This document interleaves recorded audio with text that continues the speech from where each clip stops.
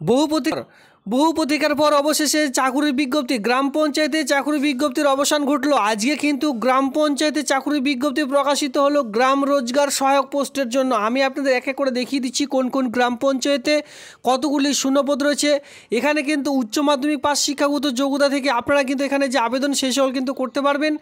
Male female উভয়ের সকলের জন্য কিন্তু পোস্ট রয়েছে। অবশেষে আপনারা দেখতে পাচ্ছেন ওয়েস্ট বেঙ্গল পঞ্চায়েত ম্যানেজমেন্ট সিস্টেমের যে অফিসিয়ালি সাইট, সেই সাইটে কিন্তু আমি ভিজিট করেছি। এই সাইটের মাধ্যমে গ্রাম রোজগার সহায়ক পোস্টে বিভিন্ন গ্রাম পঞ্চায়েতে অবশেষে চাকুরির বিজ্ঞপ্তি আজকে কিন্তু প্রকাশিত হয়েছে। আমি আপনাদের দেখিয়ে দিচ্ছি কী করে আবেদনটি করবেন। আবেদন করবার জন্য আপনাদের কোন কোন ক্রাইটেরিয়া ফলো আপ করতে হবে, কী কী টার্মস অ্যান্ড কন্ডিশন রাখা রয়েছে, কোন কোন গ্রাম পঞ্চায়েতে এই যে পোস্ট, এই সকল পোস্ট কিন্তু আপনারা দেখতে পারবেন।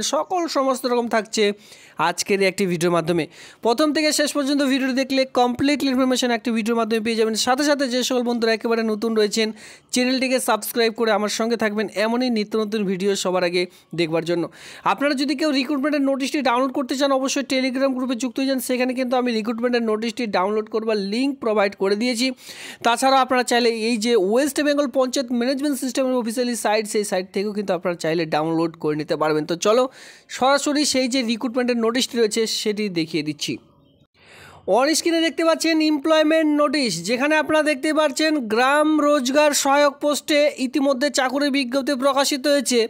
আর এই যে গ্রাম রোজগার সহায়ক, এটি কিন্তু আন্ডার দেখতে পাচ্ছেন MGNREG এর পক্ষ থেকে, যেটা কিন্তু আপনাদের ওয়েস্ট বেঙ্গলের মধ্যে প্রকাশিত হয়েছে। মানে আপনাদের এলাকার যে গ্রাম পঞ্চায়েত রয়েছে সেই সকল গ্রাম পঞ্চায়েতে এই সকল পোস্টে চাকুরির বিজ্ঞপ্তিটি আপনারা দেখতে পারবেন। আর নিজ এলাকার মধ্যে যে গ্রাম পঞ্চায়েত অফিস রয়েছে সেই অফিসে কিন্তু আপনারা পোস্টিং পেয়ে যাবেন। কোনোটু বাইরের জেলায় কাজ করতে হবে না বা বাইরের ডিস্ট্রিক্টে কিন্তু আপনাদের এই কাজটি করতে হবে না। নিজ জেলার মধ্যেই নিজ গ্রাম পঞ্চায়েতের আন্ডারেই কাজটি পেয়ে যাচ্ছেন। এখানে আমি বলেছি ভিডিও শুরুতে মেল ফিমেল সকলে আবেদন করতে পারবেন। শিক্ষাগত যোগ্যতা শুধুমাত্র উচ্চ মাধ্যমিক পাস। মাথায় রাখবেন যাদের উচ্চ মাধ্যমিক রয়েছে। আর বিশেষ করে গ্রাম পঞ্চায়েতের জন্য বিশেষ করে ওয়েট করেছিলেন যে গ্রাম পঞ্চায়েতে কখন চাকুরির বিজ্ঞপ্তি প্রকাশিত হবে। ইতিমধ্যে ধীরে ধীরে গ্রাম পঞ্চায়েতের চাকুরির বিজ্ঞপ্তি কিন্তু প্রকাশিত হচ্ছে, যেটা দেখতে পাচ্ছেন পঞ্চায়েত অফিসের আন্ডারে চাকুরির বিজ্ঞপ্তি আপনারা দেখতে পারবেন। এখানে আপনাদের যেটা এজ লিমিট, এই আবেদনটি করবার জন্য এজ লিমিট চা হচ্ছে 18, মানে 18-এর মধ্যে আপনাদের বয়স থাকতে বলা আছে 18 years and not more than 35 years. তো বুঝতে পেরেছেন, এখানে আপনাদের এই আবেদনটি করবার জন্য গ্রাম রোজগার সহায়ক পোস্টের জন্য আবেদন করার জন্য বিশেষ করে আপনাদের ন্যূনতম যে বয়স লাগবে সেটা কিন্তু 18 থেকে 35-এর মধ্যে আপনাদের বয়স থাকতে বলা হয়েছে। সঙ্গে কিন্তু বয়সের 5 বছর SC/ST ওবিসিরা বয়সের 5 বছর, ওবিসিরা বয়সের যে 3 বছরের ছাড়, সেই সকল ছাড়গুলি এখানে আপনাদের দেওয়া হয়ে থাকবে। এখানে এও বলা হয়েছে দেখুন রেসিডেন্সিয়াল স্ট্যাটাসে যেটা বলা হয়েছে রেসিডেন্সিয়াল স্ট্যাটাস, যেখানে দেখতে পারবেন the candidate must have the permanent residence of voter. তো বুঝতে পেরেছেন, এটি যে সকল গ্রাম পঞ্চায়েতে, আমি গ্রাম পঞ্চায়েতের লিস্ট দেখাবো, সেই সকল গ্রাম পঞ্চায়েতে যদি আপনারা বসবাস করছেন সেই সকল গ্রাম পঞ্চায়েতের আন্ডারে, সেক্ষেত্রে আবেদনটি করতে পারবেন। এবার ধরুন আপনারা বাইরের গ্রাম পঞ্চায়েতে রয়েছেন, সেক্ষেত্রে খুব শীঘ্রই আপনারা আপনাদের গ্রাম পঞ্চায়েতের নাম ভিডিওটির নিচে কমেন্ট সেকশনে কমেন্ট করবেন, কারণ এই চাকুরিটি কিন্তু এখন প্রত্যেকটি গ্রাম পঞ্চায়েতে আপনারা দেখতে পারবেন। তো সেক্ষেত্রে আপনাদের গ্রাম পঞ্চায়েতের যে নাম, সে নামটি কিন্তু অবশ্যই ভিডিওটির নিচে কমেন্ট সেকশনে কমেন্ট করবেন। তো সেক্ষেত্রে অবশ্যই এখানে দেখাবো প্রচুর লিস্ট রয়েছে গ্রাম পঞ্চায়েতে, সেই লিস্ট অনুযায়ী আপনারা যদি বসবাস করছেন বা সেই গ্রাম পঞ্চায়েত এলাকার মধ্যে, সেক্ষেত্রে আবেদনটি করে নিতে পারবেন। এখানে আপনারা দেখতে পারবেন the gram panchayat sahayak will be get the considered monthly remuneration, যেটা আপনাদের বেতন দেওয়া হয়ে থাকবে। দেখুন বয়স আপনাদের যেটা ধরা হবে সেটা কিন্তু 26/5/2025 অনুযায়ী আপনারা প্রতি মাসে এই গ্রাম রোজগার সহায়ক পোস্টের জন্য যে বেতনটি পাবেন সেটি কিন্তু 12,000 টাকা পার মান্থ। এক হচ্ছে আপনাদের শুধুমাত্র 12 পাস শিক্ষাগত যোগ্যতা, 18 থেকে আপনাদের 18+ থেকে বয়স শুরু, আর বেতন পেয়ে যাচ্ছেন 12,000 টাকা পার মান্থ। আর বিশেষ করে বড় কথা হলো যে নিজ এলাকার মধ্যে গ্রাম পঞ্চায়েতের মধ্যে পোস্টিংটি পেয়ে যাবেন। এবার এখানে সবথেকে বড় কথা হলো যে আবেদনটি ফার্স্ট ডেট লাস্ট ডেট কী রয়েছে। দেখুন submission application format application is attach from, দেখুন 26/5, এই মাসের 26 তারিখ থেকে আবেদনটি শুরু হয়েছে। 26/5/2025 তারিখ থেকে আবেদনটি শুরু হয়েছে আর আবেদনটি চলবে দেখতে পাচ্ছেন 9/6/2025 তারিখ পর্যন্ত, সামনের মাসের 9 তারিখ পর্যন্ত যে আবেদন সেটি কিন্তু করতে পারবেন। তো এখানে কিন্তু মাথায় রাখবেন, এখানে কিন্তু 30 দিন মানে 1 মাস সময় দেওয়া হয়নি। এই কম সময়ের মধ্যে আপনাদের ফর্মটি জমা করতে হবে। কোথায় কি জমা করবেন সেটাও দেখিয়ে দিচ্ছি, তবে মাথায় রাখবেন এই আবেদনটি শুরু হয়েছে 26/5/2025 তারিখ, আবেদনটির লাস্ট ডেট রয়েছে 9/6/2025 তারিখ। আর বিশেষ করে বড় কথা হলো যে এখানে আপনারা কী করে ফর্মটি জমা করবেন। দেখুন অফিসিয়ালি টাইম যেটা বলা হচ্ছে 11টা থেকে বিকেল 5টা পর্যন্ত আপনাদের ফর্মটি জমা করতে যেতে হবে, নিজেদেরকেই ফর্মটি জমা করতে যেতে হবে। এখানে দেখতে পারবেন বাই পোস্ট, কুরিয়ার বা স্পিড পোস্ট, ইমেলের মাধ্যমে যদি আপনারা এনি আদার্স মোডের মাধ্যমে ফর্মটি ফিল আপ করছেন বা জমা করছেন সেক্ষেত্রে উইল বি নট অ্যাকসেপ্টেড, সে ফর্মগুলি কিন্তু পুরোপুরি রিজেক্ট করে দেওয়া হবে। কোথায় জমা করবেন? MGNREG এর যে রুম রয়েছে সেই রুমে গিয়ে আপনাদের কিন্তু জমা করতে হবে। কোথায়? ব্লক অফিসে গিয়ে ফর্মটি জমা করতে হবে।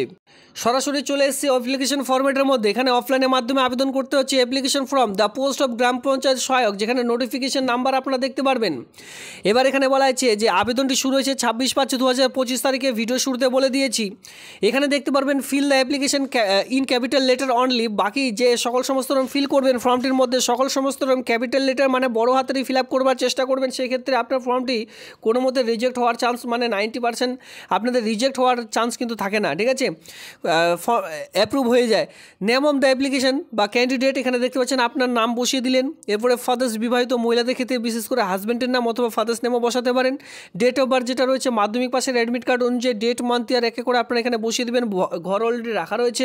এরপরে ন্যাশনালিটি বসাতে হবে আপনাদের ইন্ডিয়ান। জেন্ডার, যারা মেল লিখবেন, যারা ফিমেল লিখবেন, কারণ মেল ফিমেল উভয়ের জন্য পোস্ট রয়েছে। জেন্ডার বলে দিয়েছি। এরপর রেসিডেন্সিয়াল অ্যাড্রেস, যেখানে আপনাদের ভিলেজ, দেখুন এখানে বলা হচ্ছে village, post office, police station, district. এরপরে পিনকোড নাম্বার, প্রত্যেকটি ভিডিওতে আমি বলে থাকি যেখানেই আপনারা এই ফিলগুলি করবেন অ্যাড্রেস, তখন কিন্তু আপনারা পুরো অ্যাড্রেস দেওয়ার চেষ্টা করবেন পিনকোড নাম্বার পর্যন্ত। সেক্ষেত্রে পার্মানেন্ট অ্যাড্রেসের জন্য যেহেতু এখানে বক্স রাখা রয়েছে প্রত্যেকটি কিন্তু ফিল করতে হবে। যদি স্যামও হয় ডু এখানে ভুল করেও লিখবেন না। এখানে কিন্তু যে সকল ভিলেজের জায়গায় আবার পুনরায় কিন্তু আপনাদের টাইপিং করতে হবে। ভিলেজ হলে ভিলেজ, ডিস্ট্রিক্ট, পিনকোড নাম্বার পুনরায় কিন্তু আপনারা লিখবেন। খুবই গুরুত্বপূর্ণ অফলাইনে ফরম্যাটের জন্য সেটা হচ্ছে কন্ট্যাক্ট নাম্বার এবং ইমেল আইডি, এই দুটো কিন্তু পরিষ্কারভাবে বসানোর চেষ্টা করবেন। কন্ট্যাক্ট নাম্বার যেটা আপনার কাছে রয়েছে সেই সকল ফোন ইউজ করবেন নাম্বার।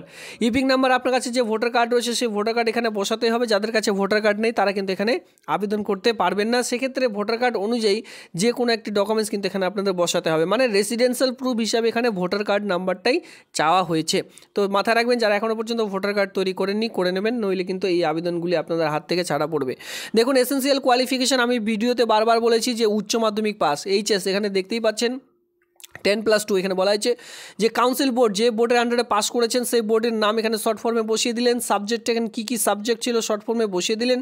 অপশনাল সাবজেক্ট, এই যে 6খানা সাবজেক্ট থাকে উচ্চ মাধ্যমিকে তার মধ্যে একটি অপশনাল থেকে থাকে, সেই অপশনাল সাবজেক্টের নাম এখানে বসাতে বলা হয়েছে। এরপরে total mark obtained in subject, এখানে বলা হয়েছে mark obtained without optional subject, এখানে বলা হয়েছে আপনার টোটাল কতর মধ্যে পরীক্ষা ছিল, যদি 500 হয় 500-500-র মধ্যে আপনি কত পেয়েছেন। এরপরে মার্ক অবটেন্ড ফিজিক্যাল ইন ম্যাথমেটিক্সে যদি আপনাদের থেকে থাকে সাবজেক্ট সেক্ষেত্রে কত পেয়েছেন। এরপরে ইয়ার পাসিং কত সালে আপনি পাস করেছেন সেই সকল আপনারা বসিয়ে দিলেন।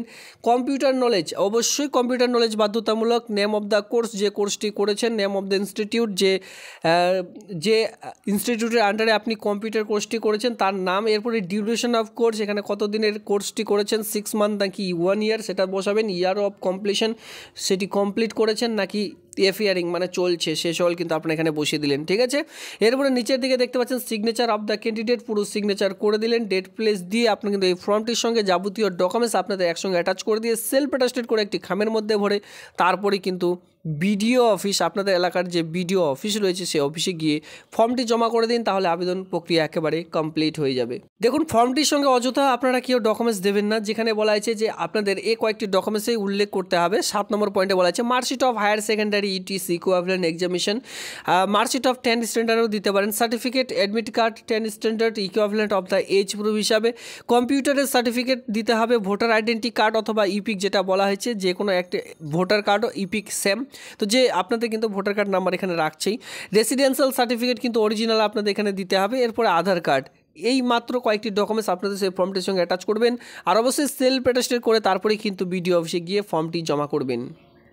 আর দেখুন এখানে গ্রাম রোজগার, এই যে গ্রাম পঞ্চায়েত যে পোস্টটি রয়েছে গ্রাম রোজগার সহায়ক পোস্টের জন্য এখানে হায়ার সেকেন্ডারি লাগবে, it is equivalent past of science stream নিয়ে, মানে সায়েন্স স্ট্রিম নিয়ে অথবা ভোকেশনাল স্ট্রিম নিয়ে যদি কেউ বিশেষ করে উচ্চ মাধ্যমিক পাস করছেন তাহলে কিন্তু আবেদনটি করতে পারবেন। এর সঙ্গে অবশ্যই ফিজিক্স অ্যান্ড ম্যাথামেটিক্স কিন্তু কম্পালসারি সাবজেক্ট লাগবেই। 55% মার্ক নিয়ে কিন্তু আপনাদের পাস হতে হবে। ঠিক আছে। যদি আপনারা ভোকেশনাল অথবা সরাসরি উচ্চ মাধ্যমিক 10+2 সায়েন্স স্ট্রিম নিয়ে পড়াশোনা করে পাস করেছেন আর আপনার কমপক্ষে 55% নাম্বার রয়েছে, তাহলে আর বেশি দেরি না করে এই আবেদনটি কিন্তু করে নিতে পারবেন। সঙ্গে at last computer course minimum 6 মান্থের একটি কম্পিউটার কোর্স থাকলে আবেদনটি করা যাবে। বলে দিয়েছি এখানে 10+2, ফার্স্ট অফ অল 10+2 আপনাদের যে শিক্ষাগত যোগ্যতা সেটা লাগছে। এরপরে 18-র মধ্যে আপনাদের বয়স হতে হবে। এর সঙ্গে দেখতে থাকুন, এখানে আমি আপনাদের বলে দিচ্ছি যে name of the gram panchayat who are the posted, যে সকল গ্রাম পঞ্চায়েতে এই মুহূর্তে বিজ্ঞপ্তি বেরিয়েছে। দেখুন এখানে বলা আছে name of the gram panchayat. এই যে গ্রাম পঞ্চায়েতগুলি দেখতে পাচ্ছেন এখানে, এই সকল গ্রাম পঞ্চায়েতে এই মুহূর্তে চাকরির বিজ্ঞপ্তি বেরিয়েছে। তবে 2025 সালে এটি কিন্তু ফার্স্ট গ্রাম পঞ্চায়েতের চাকরির বিজ্ঞপ্তি। এখন ধীরে ধীরে প্রত্যেকটি গ্রাম পঞ্চায়েতে কিন্তু এই সকল পোস্ট আপনারা দেখতে পারবেন। তো সেক্ষেত্রে আপনাদের গ্রাম পঞ্চায়েতের নাম ভিডিওটির নিচে কমেন্ট সেকশনে অবশ্যই কমেন্ট করুন, এতে করে যখনই চাকরির বিজ্ঞপ্তি প্রকাশিত হবে আমি কিন্তু ভিডিওর মাধ্যমে এক এক করে জানিয়ে দেবো। অবশ্যই বন্ধুদের মধ্যে শেয়ার করুন যাতে করে তারাও এই আবেদনগুলি করে নিতে পারে। ধন্যবাদ।